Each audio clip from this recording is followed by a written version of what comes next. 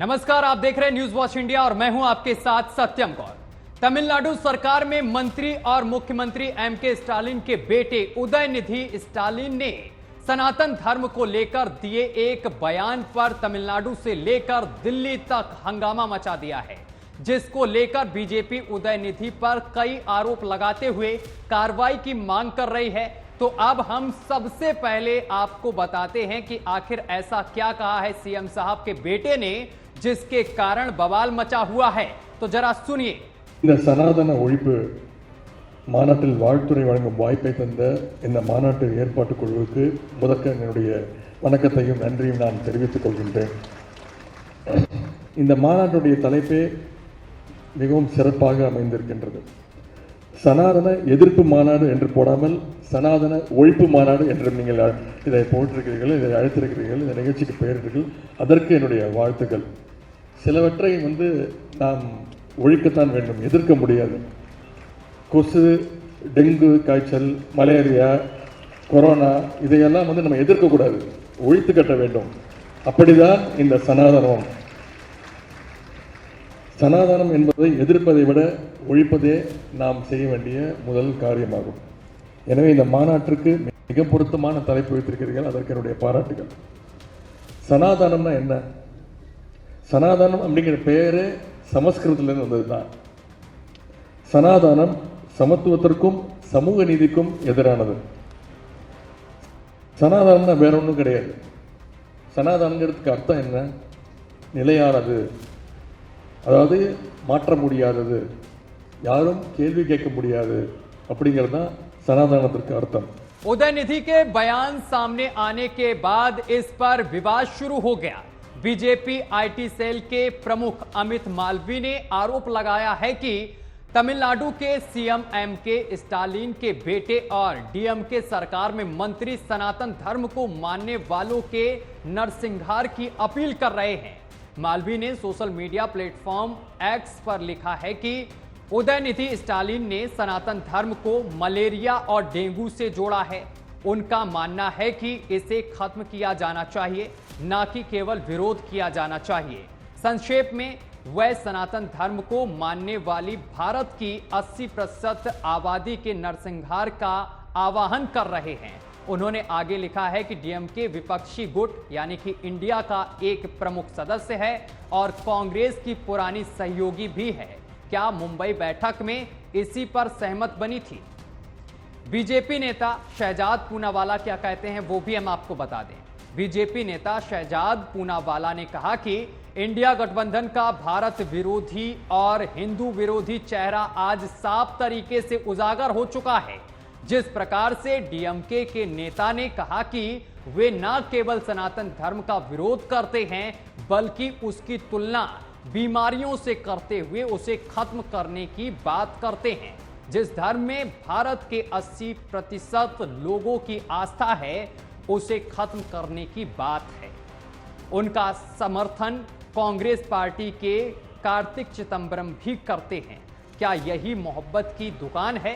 राहुल गांधी जी, ये सवाल शहजाद पूनावाला ने सीधे कांग्रेस के वरिष्ठ नेता यानी कि राहुल गांधी से किया है। महाराष्ट्र कांग्रेस प्रमुख नाना पटोले ने क्या कहा वो भी हम आपको बता दें। कांग्रेस का रुख साफ है, हम किसी धर्म पर टिप्पणी नहीं करना चाहते या किसी की भावनाओं को ठेस पहुंचाना नहीं चाहते। हम बाबा साहब अंबेडकर के सर्वधर्म समभाव की भूमिका साथ लेकर चलते हैं। किसने क्या बोला वे हमारे हाथ में नहीं है, ये कहकर उन्होंने पल्ला झाड़ लिया है। सीएम साहब के बेटे के इस बयान के बाद राजनीतिक दलों में भी रोष देखने को मिल रहा है, बल्कि अब साधु संत भी इसका विरोध कर रहे हैं। सनातन धर्म को खत्म करने वाली टिप्पणी पर विश्वविख्यात कथावाचक देवकीनंदन ठाकुर जी महाराज ने भी एक्स पर निशाना साधा है। उन्होंने लिखा है कि मिट गए भगवा को मिटाने वाले, लेकिन भगवा ध्वज आज भी शान से लहरा रहा है और सनातन धर्म की बुलंदियों को पूरी दुनिया को दिखा रहा है। जिस सनातन धर्म को मुगल से लेकर अंग्रेज तक नहीं झुका सके उसे एमके स्टालिन का बेटा उदयनिधि स्टालिन खत्म करने चला है। जय हिंद, जय भारत, जय सनातन, ये उन्होंने लिखा है।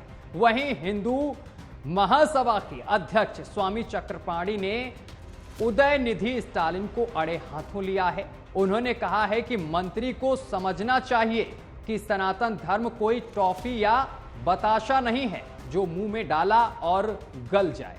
सनातन धर्म सदियों से अस्तित्व में है और रहेगा। उन्होंने कहा है कि यह दुर्भाग्य की बात है कि जिसने भी इंडिया गठबंधन से जुड़े लोग हैं वो पीएम मोदी की वजह सनातन धर्म से लड़ रहे हैं। उनका उद्देश्य सनातन धर्म को खत्म करना है। उन्होंने कहा कि यह लड़ाई मोदी और इंडिया गठबंधन की नहीं है, यह लड़ाई अब विचारधाराओं और सुर असुर की हो गई है। और क्या कुछ कहा उन्होंने, आइए हम आपको सुनवाते हैं। इंडिया गठबंधन के तमिलनाडु स्टालिन के मंत्रालय के एक उदय निधि स्टालिन ने मंत्री ने जिस प्रकार से हिंदू सनातन के खिलाफ आपत्तिजनक टिप्पणी की है और बोला है कि हिंदू सनातन धर्म एक संक्रामक है, एक मलेरिया है, उसको समाप्त करने का संकल्प लिया, यह निश्चित रूप से कहीं न कहीं इंडिया गठबंधन के जो चरित्र है उसको दिखाता है, उसको दर्शाने का काम किया है। आप देखो, इनकी लड़ाई बीजेपी या जो मोदी जी से नहीं है, इनकी लड़ाई हिंदू सनातन धर्म से है, जिसने पूरे विश्व को वसुधैव कुटुंबकम कहा, जिस हिंदू सनातन ने पूरे विश्व को परिवार माना, उनकी लड़ाई इनसे है। तो इसलिए यह हिंदू सनातनी समझ ले कि यह जो वर्तमान में इंडिया गठबंधन है वो आज वर्तमान में जो लड़ाई होगी राजनीतिक, वह सूर असुरों की लड़ाई होगी, क्योंकि हमेशा असुर चाहते थे कि हिंदू सनातन का नष्ट हो, कैसे सनातन परंपरा को नष्ट हो। और यूनान मिस्र रोमा सब मिट गए जहाँ से, कुछ बात है कि हस्ती मिटती नहीं। हमारी हिंदू सनातन हमेशा था, है और रहेगा, किसी के मिटाने से नहीं मिटेगा। इसी बयान को लेकर साध्वी प्राची ने भी निशाना साधा है और कहा है कि ये आटे और चावल के लोभ में बिकने वाले क्या जाने सनातन धर्म के बारे में। और इसके साथ ही उन्होंने केंद्र सरकार से मांग की है कि सनातन धर्म का अपमान करने वाले उदयनिधि स्टालिन को तुरंत गिरफ्तार किया जाए। इसके साथ ही उन्होंने और क्या कुछ कहा है, आइए हम आपको सुनवाते हैं। हिंदुस्तान के अंदर सनातन को खत्म करने की बात कर रहे हैं। मुझे बड़ा अफसोस हो रहा है, वो लोग कर रहे हैं जो लोग आटे में बिक जाते हैं, एक बोरी चावल में बिक जाते हैं, जिनका कोई दीन ईमान नहीं होता। सनातन के लिए आज बात करें, सनातन को खत्म करना है, जिसका आदि है ना अंत है, जो सबसे पुरातन है और नित नया नूतन है, वही तो सनातन है। जब तक ये सृष्टि रहेगी तब तक मेरा सनातन रहेगा। मुझे गर्व है कि मैं सनातनी हूँ और जब तक जिंदा हूँ तब तक सनातन की रक्षा करती रहूंगी। और हिंदुस्तान के अंदर इन गद्दारों की जल्दी से जल्दी गिरफ्तारी होनी चाहिए और इन पर कड़ी से कड़ी कार्रवाई होनी चाहिए। फिलहाल इस बयान के आने के बाद लोकसभा चुनाव में इंडिया गठबंधन को नुकसान उठाना पड़ सकता है या नहीं, ये फिलहाल देखने वाली बात होगी, क्योंकि देश भर में इस बयान को लेकर रोज देखने को मिल रहा है, चाहे फिर वो राजनीतिक पार्टियां हो या फिर साधु संत हो या फिर आम देश की जनता हो, तमाम लोग इसका विरोध कर रहे हैं। आपको इस खबर को लेकर क्या आपकी सोच है, क्या आप इस पूरे मामले को लेकर कहना चाहते हैं, हमें कमेंट कर जरूर बताएं।